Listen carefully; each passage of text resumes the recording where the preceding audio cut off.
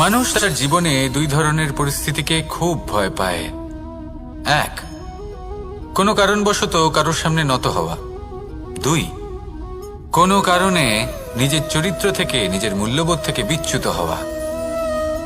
এবার কেন হয় এরকম যে কথায় কথায় কারোর সামনে নত হতে হয়? কেন বারংবার নিজের চরিত্র থেকে চ্যুত হতে হয়? এরকম কেন হয়? এটা তখনই হয় যখন আমাদের শিক্ষা এবং মূল্যবোধের অভাব থাকে। যদি মানুষের মধ্যে প্রকৃত শিক্ষা থাকে তাহলে এই সংসারে কোনো সময় এবং কারোর সামনেই নত হওয়ার কোনো প্রয়োজন নেই।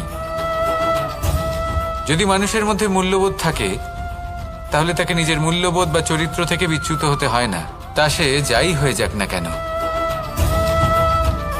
কোনো বালককে যদি জন্ম থেকেই সুশিক্ষার অধিকারী করা হয়, শিক্ষিত করা হয়, মূল্যবোধের অধিকারী করা হয়, তবে সে এই সংসারে এমন কর্ম করবে যাতে সে নিজেকে, নিজের পরিবারকে, সমগ্র সমাজকে গর্বিত করতে পারে। শিক্ষা লাভ করুন, মূল্যবোধ লাভ করুন এবং আমার সাথে ভালোবেসে বলুন, রাধা রাধা। এই সংসারে কোনো বস্তু হোক বা ব্যক্তি হোক, তার একার গুরুত্ব কিন্তু খুব বেশি নয়। একটা উদাহরণ হিসেবে বৃষ্টির ফোঁটাকে ভেবে দেখুন। যদি একটি বৃষ্টির ফোঁটা হয় তাহলে তার খুব বেশি গুরুত্ব থাকে না, কিন্তু যখন সহস্র বৃষ্টির ফোঁটা মেঘের মধ্যে দিয়ে ঝরে পড়ে তখন সেটা বর্ষার রূপ ধারণ করে। সেই বর্ষা যা এই প্রকৃতিকে শান্ত করে। সেইভাবেই পাথরের ছোট টুকরো, তার খুব বেশি গুরুত্ব থাকে না, কিন্তু যখন অসংখ্য পাথরের টুকরো একত্রিত হয় তখন তা পর্বতের আকার ধারণ করে। সেইভাবেই কিছু মানুষ যখন একত্রিত হন তখন তৈরি হয় পরিবার, কিছু পরিবার যখন একত্রিত হয় তখন তৈরি হয় সমাজ, যখন অনেক সংখ্যক সমাজ একত্রিত হয় তখন তৈরি হয় রাজ্য। এবার এই রাজ্যের সবথেকে গুরুত্বপূর্ণ ব্যক্তি হতে পারেন রাজা, কিন্তু তাও সেই রাজা একা কিছু করতে পারেন না। যুদ্ধ লড়ার সময় তারও নিজের সৈন্যদলকে প্রয়োজন পড়ে। কিন্তু এই সংসারে এমন একজন ব্যক্তি আছেন যিনি একাই সব কাজ করতে থাকেন, এবং সেই ব্যক্তি হলেন মা। আমাদের জীবনে একজন পিতার ভূমিকা কিন্তু নিঃসন্দেহে অমূল্য, কিন্তু আমাদের সকলের জীবনে যে ভূমিকা একজন মায়ের তা অন্য কারোর থাকে না। একজন মা একাই সন্তানকে বড় করতে পারেন, সংস্কারী করে তুলতে পারেন, তার জন্য পরিশ্রম করেন। আর এত কিছু কাজ করার পরেও তার কাজের জন্য তিনি প্রশংসা অবশ্য পান না। উল্টে যদি সেই সন্তান অনুচিত পথে চালিত হয়, অনুচিত কর্ম করে, তখন সেই মাকেই অপবাদের পাত্র হয়ে উঠতে হয়।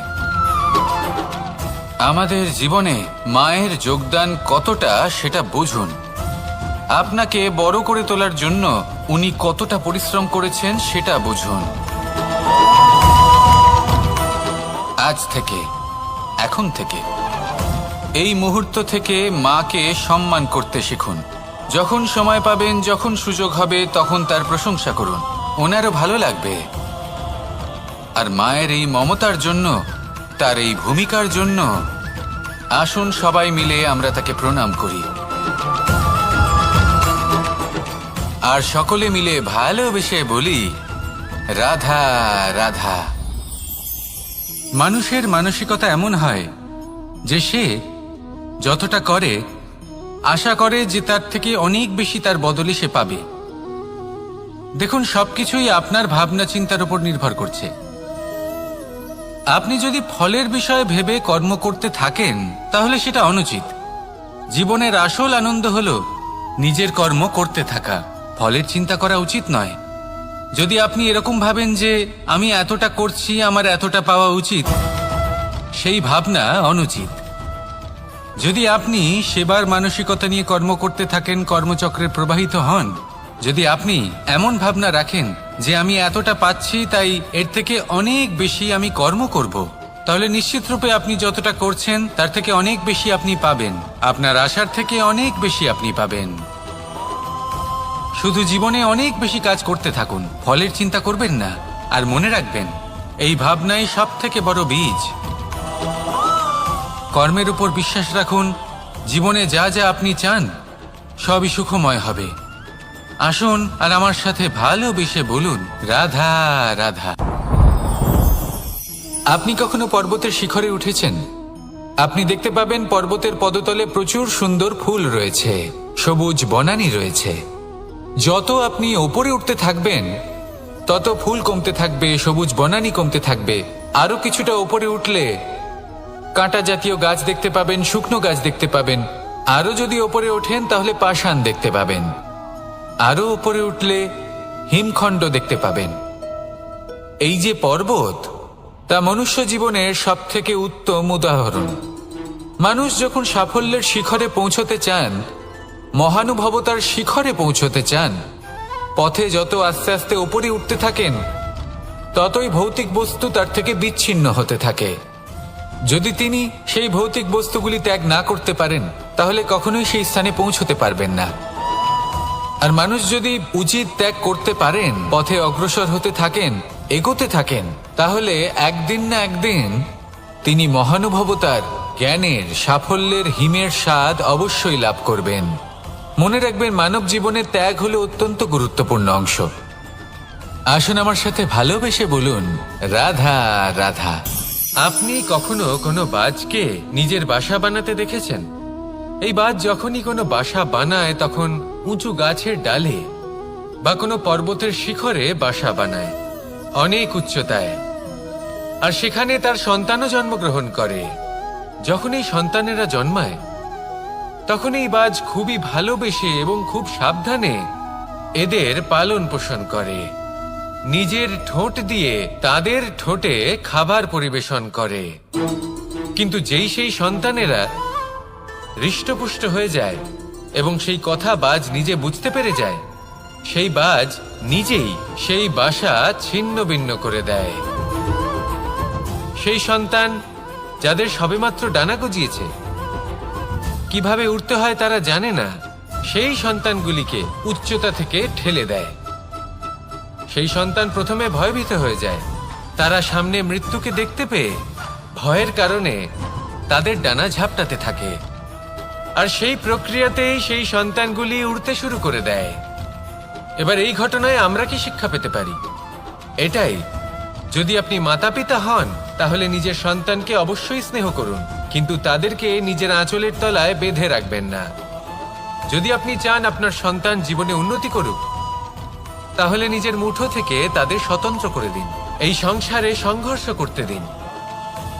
সেই সন্তান নিজেই বুঝতে পারবে যে জন্মের সময় পাওয়া ডানা কি করে ব্যবহার করতে হয়। আর আপনার চোখের সামনে আপনার সন্তান এই আকাশে উড়তে থাকবে।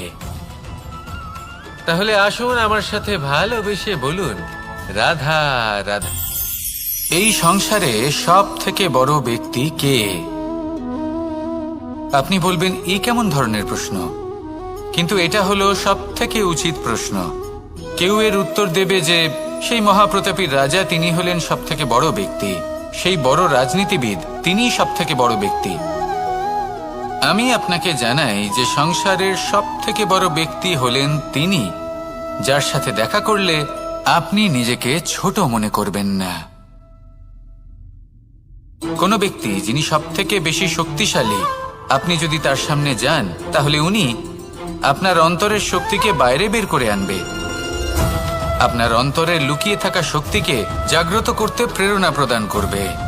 তিনি হলেন বড় ব্যক্তি, তিনি হলেন মহান ব্যক্তি।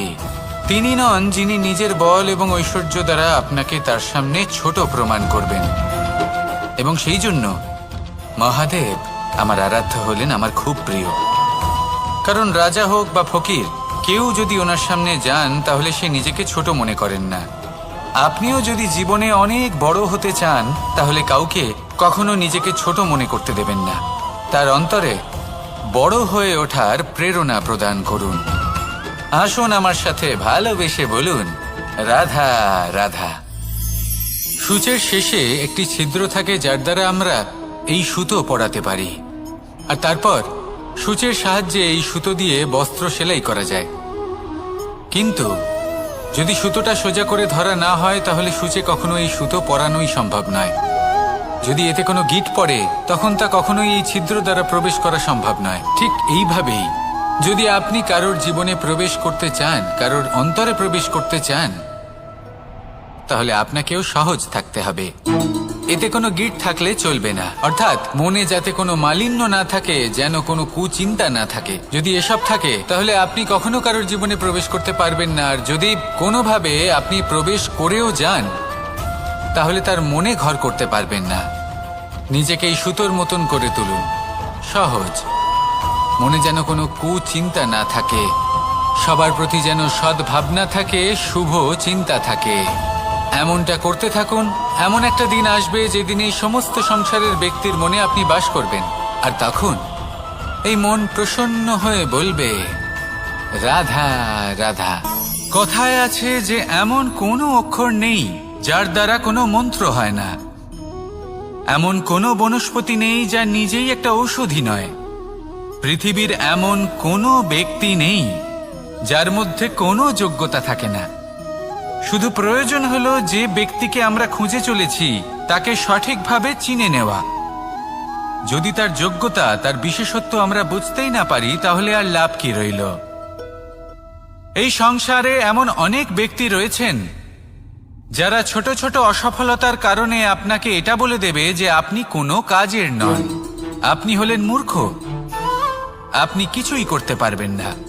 এইসব কথায় কখনোই বিশ্বাস করবেন না, কারণ আপনি এবং প্রত্যেকটি জীব এই পরমাত্মা এবং এই প্রকৃতির সৃষ্টি, যা অত্যন্ত বিশেষ। যদি আপনাকে উদাহরণ দিই তাহলে একদিকে আছে তরোয়াল, একটা বড় লম্বা তরোয়াল যার দ্বারা যুদ্ধ করা যায়, জয়লাভ করা যায়। আর অন্যদিকে রয়েছে একটা ছোট্ট সূচ, কিন্তু যে কাজ একটা ছোট্ট সূচ করতে পারে তা একটা তরোয়াল দ্বারা সম্ভব নয়। এর অর্থ হলো এটাই যে প্রত্যেকটা রচনা অত্যন্ত অমূল্য এবং অত্যন্ত বিশেষ হয়। তাহলে বিশ্বাস রাখুন যে আপনি অত্যন্ত বিশেষ একজন, আর প্রেমের সাথে বলুন, রাধা রাধা। এটা হলো ধান গাছ। এর থেকে যে চাল উৎপন্ন হয় তা মানুষ গ্রহণ করেন। আর এটা কি? এ হলো জংলি ঘাস। একবার ভেবে দেখুন, যদি এই জংলি ঘাস ধান গাছের আশেপাশে থাকে তাহলে কি হবে? ধান উৎপন্ন হতে পারবে? তা উৎকৃষ্ট হতে পারবে? আমরা কি তা গ্রহণ করতে পারবো? কখনোই নয়। এই জংলি ঘাস ধানকে নষ্ট করে দেবে, কিন্তু নিজে জীবিত থাকবে। এটাই হলো আজকের শিক্ষা। এই সংসারে যদি আপনি নীতির পথে চলতে চান, উচিত কর্ম করতে চান, সংসারকে সেবা করতে চান, তাহলে জংলি ঘাসের মতো ব্যক্তিদের থেকে সবসময় দূরে থাকতে হবে। সেই ব্যক্তি যারা দুর্নীতি এবং মিথ্যা দ্বারা পরিপূর্ণ, যাদের ব্যবহার অশুভ, যাদের অনেক অশুভ গুণ রয়েছে, তারা সঠিক নয়। সেই সকল ব্যক্তি যাদের চরিত্র অত্যন্ত দুষ্ট হয়, তারা হয় শুভ চরিত্রের ব্যক্তিকে একদম নষ্ট করে দেয়, নয় নিজের মতো বানিয়ে তোলে। তাই যদি আপনি নীতির পথে চলতে চান, এই সংসারের জন্য শুভ কর্ম করতে চান, তাহলে সেই সঙ্গ লাভ করুন যে সঙ্গ জ্ঞানে পরিপূর্ণ, যাদের মধ্যে অনেক গুণ আছে, যাদের থেকে প্রতিদিন কিছু শিখতে পারবেন। এমন ব্যক্তির সাথে জীবন অতিবাহিত করুন। দুরাচারীদের থেকে দূরে থাকুন। তবেই এই মন প্রসন্ন হয়ে বলবে, রাধা রাধা। পঞ্চতত্ত্বের মধ্যে দ্বিতীয় তত্ত্ব হল ধরণী, ভূমি, যাকে আমরা ধরণী মাতা বলি। এই ধরণী ধৈর্য ধারণ করে, আর এর ওপরেই আমাদের সমগ্র সংসার নির্ভরশীল। কারণ এই ভূমি সহ্য ক্ষমতা রাখে। এর সহ্য ক্ষমতা হলো অপরিসীম। সন্তান যতই আঘাত প্রদান করুক না কেন, প্রেম পূর্বক সহ্য করে, আর তার বদলে অমূল্য রত্ন প্রদান করে। সন্তান যদি হাল চালায়, তাহলে তার বদলে তাকে অন্ন প্রদান করে। এটাই হলো ধরণী। এবার এর থেকে আমরা কি শিক্ষা পেতে পারি? এটাই যে কারোর জন্য কিছু করা বা কাউকে কিছু দেওয়া মনে কোনো কামনা ছাড়াই। আর এই কথাটা বুঝে যান, যদি কারোর জন্য কামনা না রেখে বা কোনো পাওয়ার আশা না রেখে কারোর জন্য কিছু করেন বা কারোকে কিছু দেন, যদি এটা আপনি শিখতে পারেন তবে আপনি ভালোবাসতে শিখে গেছেন। আর সেই জন্যই এই ধরিত্রীকে মাতা বলা হয়, কারণ মাতা শুধু উনি নন যিনি গর্ভে সন্তানকে ধারণ করেন, মাতা তো উনিও যিনি জীবন বাঁচতে শেখান, যিনি জীবন বাঁচার উদাহরণ প্রদান করেন। তাহলে ধরনীর থেকে এই নিঃস্বার্থ ভাব শিখুন, নিঃস্বার্থ ভালোবাসা শিখুন, আর এই ভালোবাসার সাথেই বলুন রাধা রাধা। এই সংসারে আমরা প্রকাশ কোথা থেকে পাই? এর উত্তর বড়ই সরল। ভোরে যখন সূর্যোদয় হয় তখন প্রকাশের কিরণ আমাদের ঘরে এসে পৌঁছয়। এইভাবেই আমরা প্রকাশ লাভ করি। এবার এই প্রকাশের আলোতেই আমরা সারাদিনের কাজ সম্পন্ন করি। সন্ধে হয়ে যায়, সূর্যাস্তও হয়ে যায়, আর আমাদের ঘর যাতে অন্ধকার না হয় তার জন্য আমরা একটা প্রদীপ প্রজ্বলিত করি। এটাই ঘটে আমাদের জীবনেও। এবার প্রবাহমান আয়ুর সাথে আমরা আমাদের অন্তরে যদি একটা প্রদীপ প্রজ্বলিত করে নিই তাহলে বিষয়টাই অন্যরকম হবে। এবার আপনি বলবেন কোন প্রকাশের কথা বলছি যা আমাদের অন্তরে জাগ্রত করা সম্ভব? আমাদের আত্মার মাঝে প্রেমের প্রকাশ জাগ্রত করার কথা বলছি। কারণ আমাদের এই জীবন এও হলো দিনের আলোর মতো। আজ প্রকাশ আছে, কিন্তু কোনোদিন অবশ্যই অস্ত হবে। কিন্তু অস্ত হবার আগে যদি আমরা আমাদের আত্মার মাঝে প্রেমের এই প্রকাশ উজ্জ্বলিত করে নিই তাহলে আমাদের সন্ধ্যাকালও আমরা আনন্দে এবং প্রেমে যাপন করব। তাহলে আসুন আর আমার সাথে ভালোবেসে বলুন রাধা। এই সংসার, এই সংসারের অন্তের এর বিনাশের প্রারম্ভ কিভাবে হয়? কোনো যোগের মাধ্যমে, কোনো ভয়ানক অসুরের আগমনে, নাকি প্রকৃতির রাগের কারণে? না, এই সংসারের বিনাশের প্রারম্ভ হয় আমি থেকে। এই আমি, এই তুমি, এটা আমি করেছি, ওটা তুমি করেছো, এটা আমার, ওটা তোমার, আদি ইত্যাদি। এই ভাব যখন মনে বাসা বেঁধে নেয়, সর্বপ্রথম ঘর ভাগ হয়, তারপর বসতি, তারপর প্রাণ, আর তারপর দেশ, আর সবার শেষে সমস্ত সংসার ভাগ হয়ে যায়। আর এই ভাগ হয়ে যাওয়া শেষে মনোমালিন্যে পরিণত হয়। এখন এমত অবস্থায় কি করা যেতে পারে? কিভাবে বাঁচা যায় এই পরিস্থিতির থেকে? কিভাবে দূরে থাকা যায় এই বিনাশের থেকে? উত্তর সেই একটাই, করুণা। একে অপরের দরকারগুলি বুঝুন, একে অপরের সমস্যাগুলি বুঝুন, একে অপরের দুঃখের সাথী হয়ে দাঁড়ান, একে অপরের সুখের ভাগীদার হন। আর শেষে যখন এই আমি আমরাতে পরিণত হবে তখন এই বিনাশ নিজে থেকেই দূরে চলে যাবে। তাহলে আমরাতে বিশ্বাস করতে শিখুন আর আমার সাথে ভালোবেসে বলুন রাধা রাধা। এই মুদ্রা, এবারে ভাবুন এটাই আমাদের জীবন, জীবনের সুখ আর দুঃখ। এই মুদ্রার, এই জীবনের দুটি দিক। কিন্তু যখনই আমরা ঈশ্বরের কাছে প্রার্থনা করি তখনই আমরা সুখ চাই, আর সেই সুখ আসেও। আর যখনই সেই সুখ আসে তখন ব্যক্তি সর্বপ্রথম তাকে ভুলে যায় যে দুঃখের সময় ওনার সাথে ছিলেন। আর এমত অবস্থায় উনি সাহায্য করেন না, উনি করেন উপকার। আর এই উপকারের বদলে মানুষের থেকে উনি নিজের জন্য শ্রদ্ধা চান।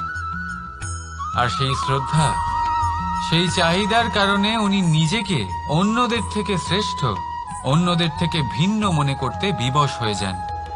আর আলাদা হবার কারণে তার মধ্যে জেগে ওঠে অহংকার, আর সেটাই হয় তার পতনের কারণ। এবার এতে কি করা যেতে পারে? কি চাওয়া যেতে পারে ঈশ্বরের কাছে? এই প্রশ্ন অবশ্যই মনে আসে। ঈশ্বরের কাছে চান সুখ, শুধুমাত্র ততটাই যাতে অহংকার না আসে, আর দুঃখ ততটাই যাতে শ্রদ্ধা না চলে যায়। রাধা রাধা। এই সংসারে এমন কিছুই নেই যা সব সময় একই থাকবে। যা কিছু নির্মাণ হয়েছে তা একদিন অবশ্যই ভেঙে পড়বে, কিন্তু এই ভেঙে যাওয়ার বিশ্লেষণ আপনি কিভাবে করবেন তা আপনার উপরে নির্ভর করছে। ওই আকাশের দিকে তাকান, ওই মেঘ, ওটাও ভেঙে পড়ে, কিন্তু নিজে ভেঙে পড়ার সাথে বর্ষাকে তৈরি করে যায়। মাটির ডেলা অবশ্যই ভেঙে পড়ে, কিন্তু ব্যবহারযোগ্য মাটির রূপ নিয়ে। এই ধরিত্রীর বুকে কোনো এক বীজ যখন ভেঙে পড়ে, তখন ধরিত্রীর উপর এক বিশাল আকারের বৃক্ষ নির্মাণ করে। যদি জীবনে কিছু ভেঙে পড়ে, তাহলে নিরাশ হয়ে পড়বেন না, নিজের সাহস হারাবেন না। ধনাত্মক দৃষ্টিভঙ্গি দিয়ে দেখতে চেষ্টা করুন। মনে করুন, নিয়তি নিশ্চয়ই আপনার জন্য আরো ভালো কিছু ভেবে রেখেছে, যা ভবিষ্যতে আপনার প্রতীক্ষা করছে। ধনাত্মক চিন্তা ভাবনা করতে থাকুন, তারপর দেখবেন শ্রেষ্ঠ রচনা নিজেই তৈরি হবে। রাধা রাধা। চলতে থাকা, থেমে যাওয়া, বিশ্রাম নেওয়া, তারপর দম নিয়ে পুনরায় দাঁড়িয়ে পড়া, আর তারপর আবার সেই পথ চলা। এটা জীবনের অভিন্ন এক অঙ্গ, এটার থেকে আপনি পালাতে পারবেন না। কিন্তু এই অঙ্গকে আপনি নিজের জীবনে কিভাবে প্রয়োগ করবেন, কিভাবে তাকে কাজে লাগাবেন, সেই সিদ্ধান্ত আপনাকে নিতে হবে। যারা হেরে যান তারাও জীবনে থমকে যান, আবার যারা জেতেন তারাও দাঁড়িয়ে পড়েন। যারা হেরে যান তারা হাঁপিয়ে দাঁড়িয়ে পড়েন, যারা জিতে যান তারা দাঁড়িয়ে পড়েন সেই সর্বোচ্চ স্তরে পৌঁছে গিয়ে। এবার দাঁড়াতে তো আপনাকে হবেই, তা হতেই হবে, কিন্তু কখন কিভাবে দাঁড়াবেন, ক্লান্ত হয়ে নাকি সর্বোচ্চ স্তরে পৌঁছে গিয়ে, সেই সিদ্ধান্ত আপনার। অবশ্যই দাঁড়িয়ে পড়ুন, কিন্তু ক্লান্ত হয়ে নয়, কারণ আপনাকে পুনরায় দাঁড়িয়ে পড়তে হবে, পুনরায় যাত্রাপথে এগোতে হবে এবং সর্বোচ্চ স্তরে পৌঁছতেই হবে। রাধা রাধা।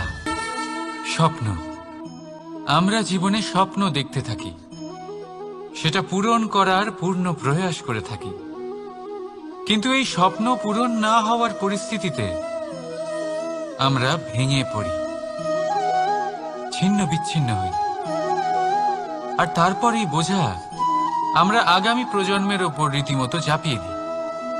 আমরা এটাই মনে করি যে আমরা যেটা হতে পারিনি সেটা আমাদের সন্তান অবশ্যই হবে। আমরা যা কখনো পাইনি আমাদের সন্তান অবশ্যই তা পাবে। এটা যে অনুচিত সেটা আমরা ভাবি না, কিন্তু এটা ভুল, আর এই ভুল আমরা সকলেই করে থাকি।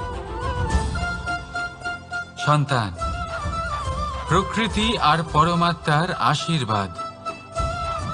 ওদের ভেতরে তাদের নিজের একটা অস্তিত্ব লুকিয়ে থাকে, সেটা মন দিয়ে দেখুন তো। আপনি শুধু ওই সন্তানকে জন্ম দিয়েছেন, কিন্তু ওর জীবন আপনার নয়। তাই নিজের সন্তানের সাথে থাকুন, সময় কাটান, ওদেরকে ভালোবাসুন, সব সময় প্রেরণা দিন, কিন্তু প্রেরণা দিন ওর নিজের অস্তিত্বকে বাড়ানোর জন্য, ওর নিজের স্বপ্ন পূরণ করার জন্য, আপনার স্বপ্ন পূরণ করার জন্য নয়। ওদের অস্তিত্বকে পূর্ণাঙ্গে বৃদ্ধি পেতে দিন। রাধা রাধা। এই পুকুর দেখছেন আপনি? পুকুরের জল কখনো প্রবাহিত হয় না, একই স্থানে জমে থাকে, আর সেই কারণে কিছুদিন পর ময়লা হতে শুরু করে। কিন্তু তাও আমরা একে ত্যাগ করি না, আমরা তবুও একে পুজো করি। শুধুমাত্র এই কারণে নয় যে অতীতে সে আমাদের তৃষ্ণা মিটিয়েছে, কিন্তু এই কারণেও যে যদিও বা সে ভবিষ্যতে আমাদের তৃষ্ণা না মেটায়, কিন্তু প্রয়োজন হলে আগুন অবশ্যই নেভাতে পারে, ঠিক সেই রকমই হয় আমাদের সম্পর্ক। সম্পর্ক যা আমরা বহু বছর পরিশ্রম করে তৈরি করি, যে দরকার পড়লে আমাদের সহায়ক হয় কোনো না কোনোভাবে। সেই জন্য সম্মান করতে শিখুন এই সম্পর্কগুলিকে। শিখুন এই সম্পর্কগুলিকে অটুট রাখতে। কথায় কথায় এই সম্পর্কগুলিকে ভেঙে দিতে শিখবেন না। রাধা রাধা। বিষ, এই শব্দটা শুনলেই মনে অনেক কল্পনা জন্ম নেয়। কল্পনা অসহ্যকর তিক্ততার, কল্পনা অত্যন্ত বেদনাদায়ক মৃত্যু। এবার যদি আপনাকে জিজ্ঞেস করা হয় যে সবচেয়ে বিষাক্ত বিষ কোনটা, তাহলে আপনি কি বলবেন? কেউ বলবে সর্পের বিষ, কেউ বলবে কাঁকড়া বিছের, কেউ বলবে কালকিউটের বিষ। কিন্তু না, এই সমস্ত রকম বিষ সেই বিষের সামনে টিকতে পারবে না যাকে আমরা বলে থাকি কানের মধ্যে ঢালা বিষ। শুনতে অত্যন্ত মিষ্টি, কিন্তু তিক্ততায় অত্যন্ত বিষাক্ত।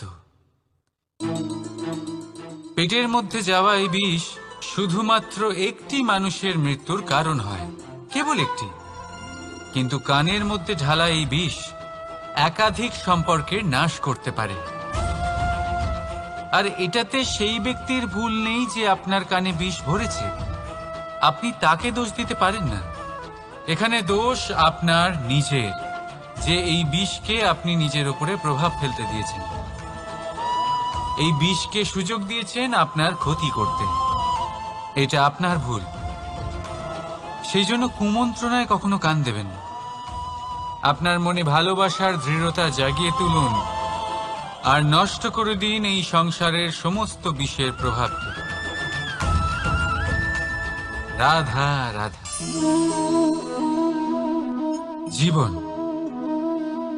আমাদের এই জীবন সুখ আর দুঃখ, এই দুইয়ের মিশ্রণ। এদের সংমিশ্রণই জীবনের ভারসাম্য বজায় রাখে। এখন এই সুখ, সুখ এমন এক বস্তু যাকে সবাই খুঁজে চলেছে। দুঃখ এমন এক অনুভূতি যা সবার কাছে আছে। আমাদের প্রত্যেকের জীবনে সুখ আর দুঃখ আসতে থাকবে আর যেতেও থাকবে। এটা অবশ্যই জীবনে থাকবে। কিন্তু সফলতা, এটা সবার জীবনে আসে না। কেন? কারণ এই সফলতা সুখ আর দুঃখের দ্বারা প্রাপ্ত হয় না। সফলতা প্রাপ্ত হয় নিজের উপরে বিশ্বাস করতে থাকলে। আকাশের ওই সূর্যকে দেখুন। সূর্যের বিশ্বাস আছে নিজের উপর যে সে সমস্ত জগৎকে আলোকিত করতে পারবে। নিজের প্রথম রশ্মি দিয়ে অন্ধকারকে দূর করতে পারবে। সূর্য এই বিশ্বাস নিয়েই আসে, আর কিছুক্ষণের মধ্যেই সমস্ত সংসার থেকে অন্ধকারকে বিনাশ করে ফেলে সে। তাহলে মনে রাখবেন, এই সুখের আভাস, এই দুঃখের অনুভূতি আসতেও থাকবে আর যেতেও থাকবে। শুধু নিজের উপরে বিশ্বাস রাখুন। তারপর দেখবেন এই সফলতা আপনার দাস হয়ে থাকবে। রাধা রাধা। চাঁদ কত শ্রেয়, শুভ্র, কত সুন্দর। কিন্তু যদি আপনি মনোযোগ সহকারে দেখেন তাহলে দেখবেন এই চাঁদেও দাগ আছে। আর এই দাগগুলি থাকার কারণে কি এই চাঁদের মাহাত্ম্য কখনো কমে যায়? কখনো নয়। এর কারণ হলো চাঁদের নিরন্তর চেষ্টা। একবার এই আকাশে দেখুন। এই অন্ধকার সবসময় চেষ্টা করে চাঁদকে ঢেকে দেওয়া, কিন্তু এই চাঁদ সবসময় এই অন্ধকারের সাথে লড়াই করতে থাকে। অমাবস্যা থেকে শুরু করে চাঁদের এই যাত্রা পূর্ণিমা অবধি পৌঁছেই যায়। আর তাই এই চাঁদের পুজো করা হয়। এই কারণে এই চাঁদকে মাহাত্ম্য দেওয়া হয়। এইভাবেই যদি আপনার মধ্যে কোনো দোষ থাকে, কোনো খারাপ কিছু থাকে, তাহলে সেটা কোনো বড় ব্যাপার নয়। চেষ্টা করুন সেটাকে শুধরে নেওয়ার, কিন্তু সেই কারণে নিজেকে খারাপ মনে করা এটা অনুচিত। নিজের ভুলগুলো, নিজের দোষগুলো, নিজের খারাপ দিকের কথা ভুলে আপনি এই সংসারের ভালোর দিকে প্রস্থান করেই দেখুন না। আপনি দেখবেন আপনার অন্তরের তেজ ঠিকরে বেরোচ্ছে। রাধা রাধা। এই পিঁপড়েদের দেখছেন আপনি? সবাই একই রকমের। এদের মধ্যে তফাৎ খুঁজে বার করা অসম্ভব। মনে হয় যেন ওদের আলাদা আলাদা অস্তিত্বই নেই। কিন্তু যদি আপনি মন দিয়ে দেখেন, তাহলে দেখবেন প্রতিটা পিঁপড়ের আলাদা কাজ নির্ধারিত। তাদের আলাদা অস্তিত্ব আছে। কেউ বাড়ি বানানোর জন্য মাটি সংগ্রহ করতে পটু, কেউ ঢিপি বানাতে পটু, কেউ খাবার খোঁজায় পটু, আবার কেউ সেই খাবার আনায় পটু। ঠিক সেরকমই হয় মানুষেরা। মনে হতেই পারে সবাই একই রকম, কিন্তু প্রতিটা মানুষের ব্যক্তিত্ব, প্রতিটা মানুষের অস্তিত্ব ভিন্ন হয়। আর সত্যি কথা বলতে কি, প্রতিটা মানুষের ভিন্নতাই আমাদের প্রগতির দিকে নিয়ে যায়।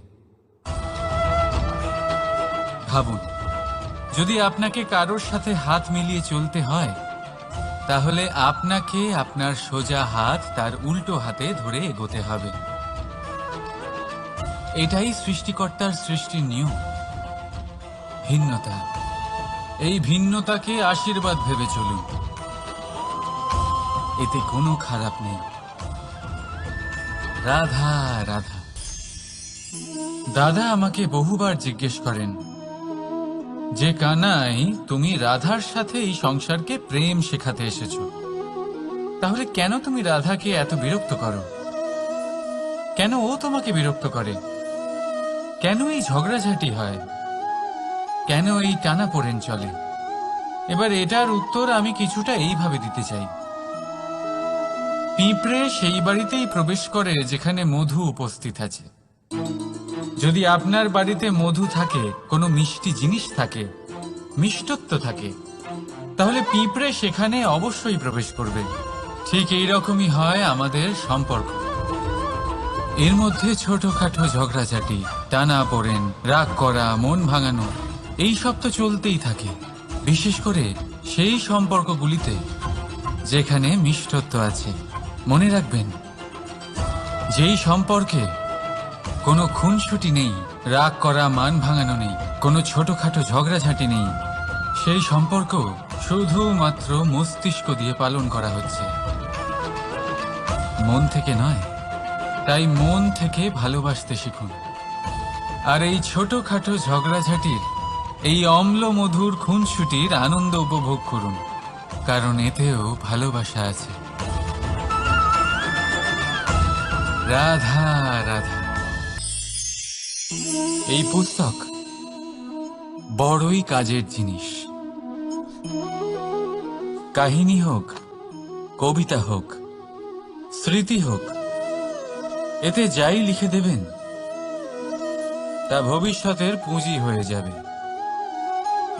কিন্তু যদি কখনো এমন হয় যে এই পুস্তক ময়লা হয়ে যায়, বা যদি কোনো পাতায় আপনি ভুল করে কালি ফেলে দেন, বা কোনো বাক্য লিখতে গিয়ে আপনি ভুল করে ফেলেন, তাহলে আপনি কি করেন?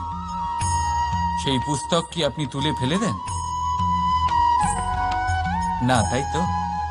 শুধু একটা পাতা ছিঁড়ে ফেলেন, যাতে সেই পুস্তক সঠিক থাকে, সুন্দর হয়ে ওঠে। এই পুস্তকের মতোই হয় আমাদের সম্পর্ক। তার সেই এক পাতা, একটা ভুল। তাই যে কোনো সম্পর্কে যদি কারোর কোনো ভুল হয়ে গিয়ে থাকে, তাহলে সেই ভুলকে সম্পর্ক থেকে দূরে করা সঠিক হবে। সেই ভুলকে ভুলে যাওয়াই সঠিক হবে। সেই সম্পর্ক ভাঙা নয়, সেই সম্পর্ক সামলে রাখুন। কারণ ভুল তো সবার দ্বারা হয়। যদি এরকম করেন তবেই জীবনরূপী পুস্তক আরো সুন্দর হয়ে উঠবে। একে অপরকে ক্ষমা করতে শিখুন, একে অপরের ভুলকে ভুলে যেতে শিখুন। তারপর দেখবেন এই জীবনে আরো আনন্দ আসবে, আর এই সম্পর্ক নিঃশ্বাস নিতে থাকবে। রাধা রাধা।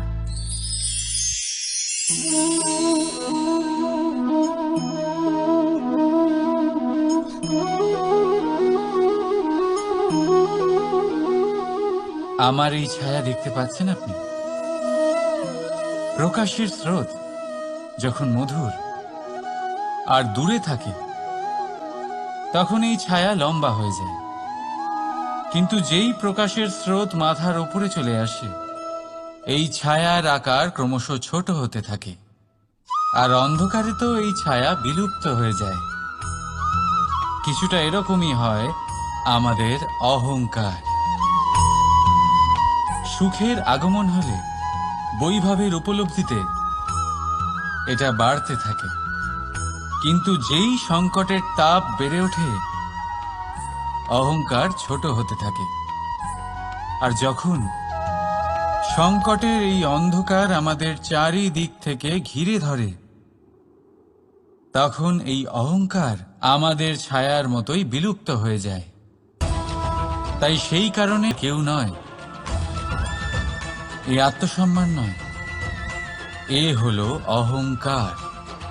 আর অহংকার আর কিছুই নয়, শুধু পতনের দিকে প্রথম পদক্ষেপ। আর এই জীবনে পতনের দিকে নয়, প্রেমের দিকে এগিয়ে যান। আর আমার সাথে ভালোবেসে বলুন, রাধা রাধা। আপনি কি কখনো ফলে ফুলে পরিপূর্ণ বৃক্ষ দেখেছেন? তার ডালগুলো কিরকম স্বাধীনভাবে বেড়ে ওঠে, কিন্তু যদি এই ডালগুলো মূলের সাথে ঠিকভাবে যুক্ত না থাকে,